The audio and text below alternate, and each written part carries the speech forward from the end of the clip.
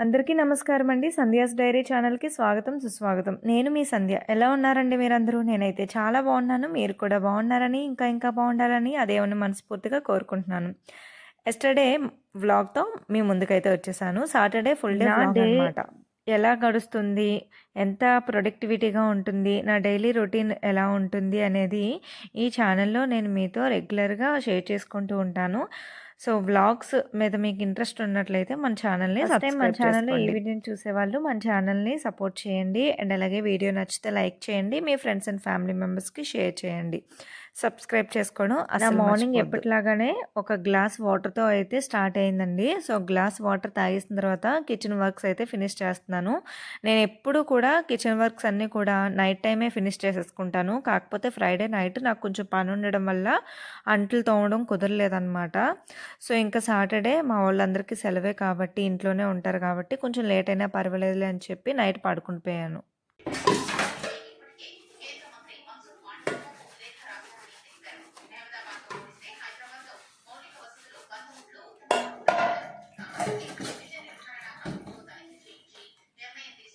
So, ఇక్కడైతే అందరూ కూడా నైట్ టైమ్ కిచెన్ వర్క్స్ ఎంత మంచిగా ఫినిష్ చేసేసుకుంటే అంత ప్రొడక్టివిటీ ఉంటుందండి. మన డే వర్క్స్ మంచిగా ఫినిష్ అవ్వాలి. డే అంతా మనం యాక్టివ్‌గా ఉండాలి అనంటే మార్నింగ్ లేచిన తర్వాత అంట్లు తోముకోవడం, కిచెన్ క్లీన్ చేసుకోవడం పెట్టుకోకూడదు. నైటే మంచిగా క్లీన్ చేసేసుకుంటే మార్నింగ్ లేచి వచ్చిన తర్వాత కిచెన్‌లో మంచి ఫ్రెష్ ఫీలింగ్ అనేది రావాలి మనకి. సో, ఇక్కడ నాకు కుదరక నేను మార్నింగ్ లేచి తోముకుంటున్నాను. అప్పుడప్పుడు మనం తోముకుంటాము. మార్నింగ్ లేచి పనులు చేసుకుంటాము అంటే ఓకే. కానీ ఉదయాన్నే మనం 5 గంటలకి నిద్ర లేచి క్యారేజీలు కట్టాలి, ఈ అంట్లు తోముకోవాలి అని అంటే సో మన డే అంత ప్రొడక్టివిటీగా ఉండదు. అండ్ హెల్త్కి కూడా ఇది అంత మంచిది కాదు. ఎందుకంటే షింక్లో అంట్లన్నీ వదిలేస్తే బొద్దింకులు, దోమలు ఇవన్నీ కూడా ఎక్కువైపోతాయి కదండి. సో దయచేసి మనం నైటే ఈ వర్క్స్ అన్నీ కూడా ఫినిష్ చేసేసుకుందాము. సో నాకు కుదరక నేను మార్నింగ్ లేచి ఇలా చేస్తున్నాను. అయితే అన్నట్టు మర్చిపోయిన అందరికీ కూడా హ్యాపీ ఉమెన్స్ డే అండి. అందరం కూడా స్ట్రాంగ్గా ఉండాలి, ఇటు మెంటల్లీ అండ్ అలాగే ఫిజికల్లీ కూడా. సో మనం ఫస్ట్ మన హెల్త్ గురించి ఆలోచించాలి. మన కుటుంబ సభ్యులందరూ కూడా ఆరోగ్యంగా ఆనందంగా ఉండాలి అని అంటే మన హెల్త్ గురించి, మన మెంటల్ హెల్త్ గురించి ఎలాంటి స్ట్రెస్ లేకుండా మనం ఉండగలగాలి. సో అలా ఉండాలి అని అంటే మనం చేయాల్సింది ముందు మన గురించి మనం ఆలోచించాలి. ఇంటికి దీపం ఇల్లాలు అని అన్నారండి. సో ఇంట్లో దీపం చక్కగా వెలిగితేనే ఇల్లంతా కూడా వెలుగు అనేది ఉంటుందన్నమాట.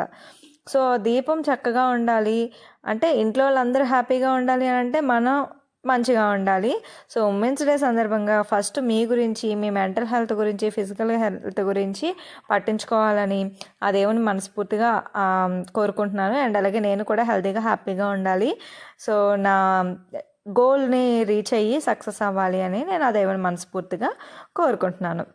ఇంకా సాటర్డే పూజకి ఎప్పుడు కూడా నేనైతే వీకెండ్స్లో ఏదో ఒక స్వీట్ రెసిపీ అయితే ప్రిపేర్ చేస్తాను.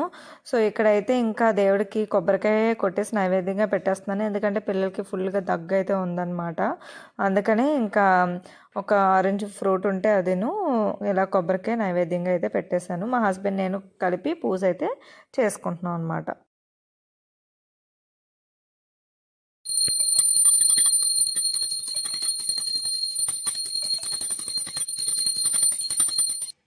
ఇంకా పూజ ఇలా అయిపోయిన తర్వాత తులసమ్మ వారి దగ్గర కూడా పూజ చేసుకుందాము అని అనుకుంటే బయట బాగా ఎక్కువ గాలి వచ్చేస్తుందనమాట. ఇంక ఈ గాలికి ఇక్కడ దీపారాధన చేసినా కానివ్వండి వెంటనే కొండెక్కిపోతుంది. సో అందుకనే ఇంకా నేను దీపారాధన చేయలేదు. ఇలా నార్మల్గా నైవేద్యం అయితే పెట్టేసుకున్నాను.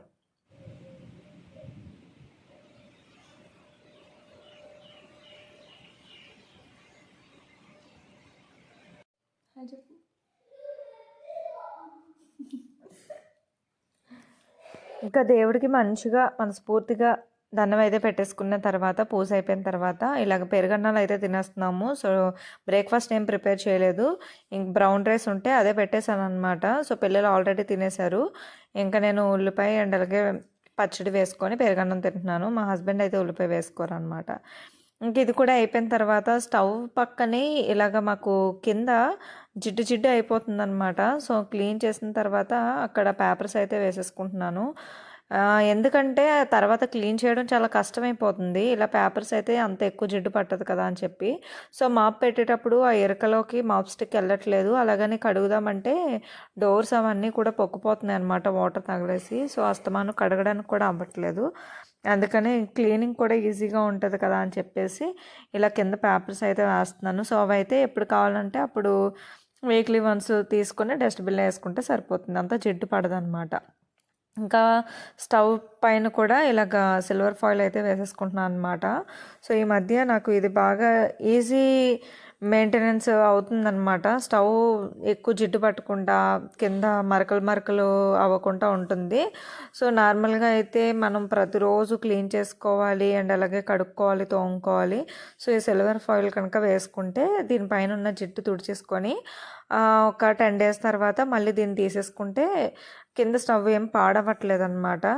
జస్ట్ నార్మల్గా మంచి ఒక స్క్రబ్తో ఒకసారి సోప్ పెట్టేసి క్లీన్ చేసేస్తే సరిపోద్ది.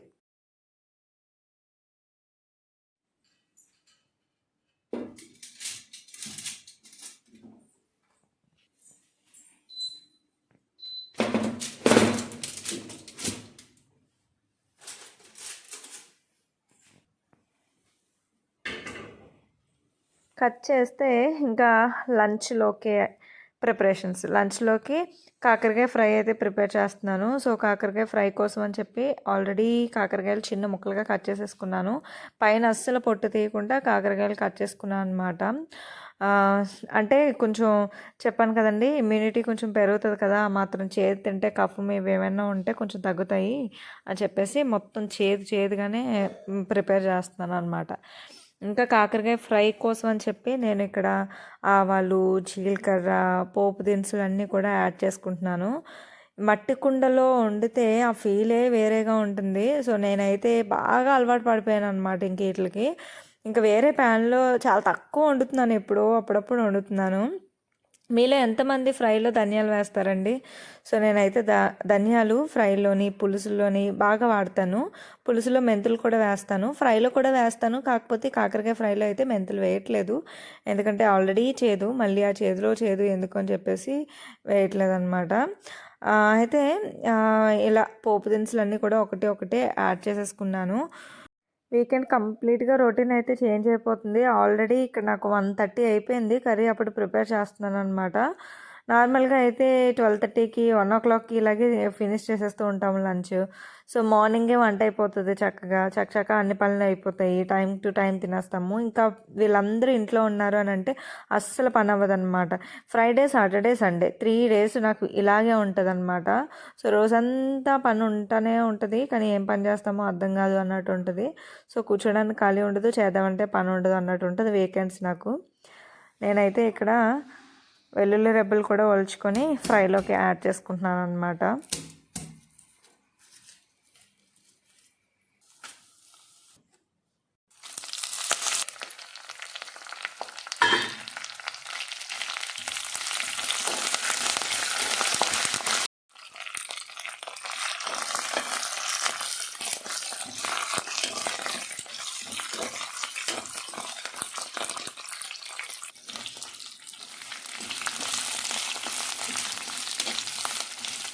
పోపు దినుసులు, ఫ్రెష్గా కరివేపాకు, ఎండుమిర్చి, ఉల్లిపాయ ముక్కలు అన్నీ వేసేసుకున్న తర్వాత ఫైనల్గా ఇలా కాకరకాయ ముక్కలు అండ్ అలాగే కలర్ కోసం ఫ్రైకి కారం వేయం కదా, అందుకే లైట్గా పసుపు కూడా యాడ్ చేసుకున్నాను. సో, దీంట్లోని సరిపడగా సాల్ట్ అయితే వేసేసుకొని సిమ్లో పెట్టేసుకొని మూత పెట్టి మగ్గించుకుంటే కాకరకాయ ఫ్రై అనేది రెడీ అయిపోతుంది. సో, చాలా ఈజీ, చాలా తక్కువ టైంలో అయిపోయేది మనకి ఫ్రైస్. సో, అందుకని సింపుల్గా ఫ్రై అయితే ప్రిపేర్ చేసేసుకున్నాను. ఇంకా లంచ్ అయిపోయిన తర్వాత మేమైతే ఒక పనిలో పడ్డాము. సో, ఆ పని ఏంటి అని అంటే సోఫాలు సర్దడం. కొత్త సోఫాలు అయితే తీసుకున్నామండి. యాక్చువల్లీ ఇవి కొత్తవి కాదు, సెకండ్స్లో మేము తీసుకున్నాం అనమాట. ఆల్రెడీ మాకు ఇంట్లో సోఫాలు ఉన్నాయి, కాకపోతే తెలిసిన వాళ్ళు ఒకళ్ళు ఇలాగ సోఫాస్ ఉన్నాయి, వేరే వాళ్ళు ఇండియాకి వెళ్ళిపోతున్నారు, వాళ్ళు అమ్మేస్తున్నారంట, మీరు ఏమైనా తీసుకుంటారా అని చెప్పి మాకు పెడితే జస్ట్ వెళ్ళి చూసి వచ్చామన్నమాట. సో, మాకు నచ్చాయి. ఇంకా హాల్లోకి కొంచెం బాగా హాల్ పెద్దగా ఉంది, మరి ఖాళీగా ఉంటుంది, సోఫాస్ కూడా కొత్తగా బాగానే ఉన్నాయి కదా అని చెప్పి తీసుకోవాలనిపించి తీసేసుకున్నాము. ఇదిగోండి 3 సీటరు మా పాతది మీకు ఆల్రెడీ తెలుసు, ఫస్ట్ నుంచి చూసే వాళ్ళకి అయితే తెలుసు. మా ఓల్డ్ సోఫా మాది. సో కొత్తగా తీసుకున్నవి వైట్ కలర్లో ఉన్నవి ఉన్నాయి కదండి, సో అదిని వేరేది ఆ టీపై అవన్నీ కూడా సెట్ తీసుకున్నాం అనమాట. సో చాలా బాగుంది. ఈ సోఫా అమ్మేసిన వాళ్ళు ఏంటి అని అంటే ఫ్యామిలీ అయితే ఇండియాలో ఉంటారు, అతను ఒక్కలే ఇక్కడ ఉంటారనమాట. సో ఇప్పుడు ఇండియాలో వేరే జాబ్ వచ్చి మేనేజర్ పోస్ట్ ఏదో అక్కడ వచ్చి ఇంకా వెళ్ళిపోతున్నారంట. సో అందుకని ఇవి అమ్మేస్తున్నారనమాట.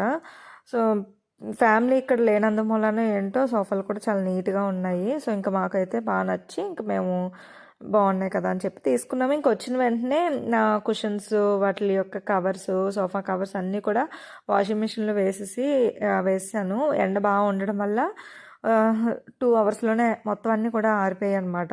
ఎలాగో స్పిన్ చేసేస్తాం కదా బాగా. సో మొత్తం నీట్గా ఆరిపోయి, ఇంకా ఆరిపోయిన తర్వాత సోఫాలు నీట్గా సర్దేసి మొత్తం అన్నిటికీ కూడా కవర్స్ అవన్నీ కూడా వేసేస్తున్నాము.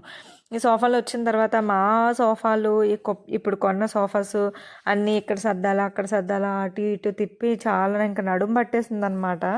ఇంకా వాటిని 4-5 సార్లు మార్చాల్సి కూడా ఇలా సెట్ చేసుకున్నాము. మేమైతే ఇక్కడ ఎన్ని రోజులు ఉంటామో తెలియదు, కానీ ఏ వస్తువు వద్దు, తక్కువ తీసుకోవాలి అని చెప్పేసి అనుకుంటూ ఒకటి యాడ్ చేసేసుకుంటున్నాము. మా హస్బెండ్ పాత సోఫాలు కూడా చాలా ఎక్కువ కాస్ట్ పెట్టే కొనేసారు. అంటే అవి అయితే సెకండ్స్లో కాదనమాట, అవైతే డైరెక్ట్ షాప్లో తీసుకున్నారు, మేము రాకముందే తీసేసుకున్నారు. అవి కూడా 90,000 ఇలా పడేవి. సో ఇవైతే మన ఇక్కడ దర్హమ్స్లో 800 దర్హమ్స్ పడిందండి. అంటే 700 దర్హమ్స్కి వాళ్ళు మనకి ఇచ్చేసారనమాట.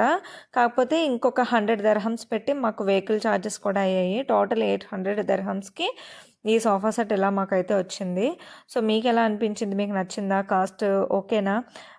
మన ఇండియన్ మనీలో కన్వర్ట్ చేస్తే కనుక 19,000 అవుతుందన్నమాట. 19,000కి ఇది ఓకేనా అనేది కామెంట్ సెక్షన్లో నాతో షేర్ చేసుకోవడం మర్చిపోద్దు. మాకైతే నచ్చిందండి, మాకైతే వర్తే అనిపించింది. సో అందుకే మేము తీసేసుకున్నాము. అండ్ హాల్ కూడా చాలా పెద్దగా ఉండడం వల్ల ఏదో ఒకవైపు ఖాళీగా ఉన్నట్లుగా అనిపిస్తుంది. సో ఇంకెప్పటి నుంచో అనుకుంటున్నాం ఇంకోటి తీసుకోవాలి అని చెప్పేసి, అండ్ టీపై కూడా తీసుకోవాలి అని చెప్పేసి అనుకుంటున్నాము. ఇంకా అదే ఇది సెట్ అన్నీ ఉన్నాయి కదా అని చెప్పేసి ఫైనల్గా తీసుకున్నాము. అన్నీ కూడా వాళ్ళకి కూడా ఫ్యామిలీ ఇక్కడ లేకపోవడం వల్ల చెప్పాను కదండి, కొంచెం నీట్గా కూడా ఉన్నాయి. ఏదైనా ఒక కొత్త వస్తువు కనుక మన ఇంట్లో చేరిందంటే ఎప్పుడు ఉండే అదే ఇల్లైనా కొత్త వస్తువు వచ్చేసరికి కొంచెం అట్మాస్ఫియర్ అంతా కూడా చాలా మంచిగా అనిపిస్తుంది. అందులోని ఇంకా మా పిల్లలు అయితే తెగ సంబరపడిపోయారనమాట. 4 సోఫాలు ఉన్నాయి కదమ్మా, ఒకటి నీది ఒకటి నాది, నీకేం కావాలి నాకేం కావాలి అనుకుంటే ఒకటే లెక్కలేస్తున్నారు. ఇంకా మాకు ఆఫ్టర్నూన్ అంతా కూడా ఇంక వీటిని సర్దడంతో వీటితోటే మాకు పని అయిపోయింది. బాగా ఇంకా స్ట్రెయిన్ అయిపోయాం అనమాట. ఎందుకంటే చాలా బరువు ఉంటాయి కదా, వాటిని తిప్పడం, దారబంధాల దగ్గర డోర్స్ దగ్గర సరిగా లోపలికి రావు కదా, కొంచెం పైకి దాల్చడం ఇదంతా కూడా జరిగింది, వంగడం. సో దానివల్ల కొంచెం నడువులు అయితే పట్టేసాయి మాకు. అయితే ఫైనల్ లుక్ ఇలా ఉందన్నమాట. ఇంకా అన్నిటికీ కూడా కవర్స్ అయితే వేసేసాము, ఎందుకంటే పిల్లలు ఇంకా అటు ఇటు తిరుగుతారు, ఇంకా ఏవి పడితే అవి రాస్తూ ఉంటారు, వాటి మీద మరకలు వేసేస్తూ ఉంటారు అని చెప్పేసి ఇంక వెంటనే కవర్స్ అయితే వేసేసాము. సో మా పెద్ద సోఫాకి ఫస్ట్ నేను వేరేది వేసేదాన్ని, అది సరిపోవట్లేదు అనిపించి మళ్ళీ లోపల ఉన్న వేరే బ్లాంకెట్ ఒకటి తీసుకొచ్చాను. అక్కడ మా హస్బెండ్ సర్దుతూ ఉంటే ఇక్కడ మా చిన్నోడు కూడా సర్దేస్తున్నాడు. సో బాగా ఇన్వాల్వ్ అవుతాడు వాడు కూడా మాతో పాటుగా. సో ఫైనల్ లుక్ అయితే ఇలా వచ్చిందండి. సో మీకు ఎలా అనిపించింది? మీకైతే నచ్చిందనే అనుకుంటున్నాను. సో ఇందుకు ఈ వ్లాగ్ ఎలా అనిపించింది కామెంట్ చేయండి. వీడియో నచ్చితే లైక్ చేయండి. మరొక మంచి వీడియోతో మళ్ళీ కలుద్దాం. అంతవరకు ఉంటాను.